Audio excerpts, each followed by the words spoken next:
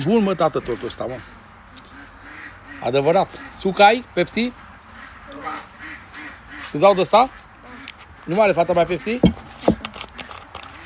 Adi! Vrei tu suc? De ce?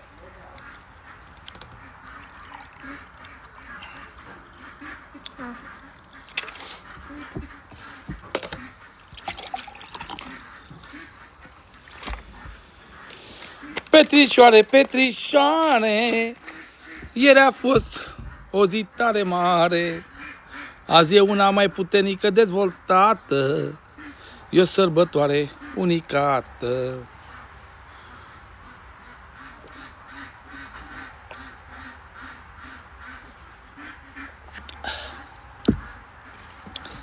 Bă, tata, am un tort foarte puternic dezvoltat. Și adevărat, tata.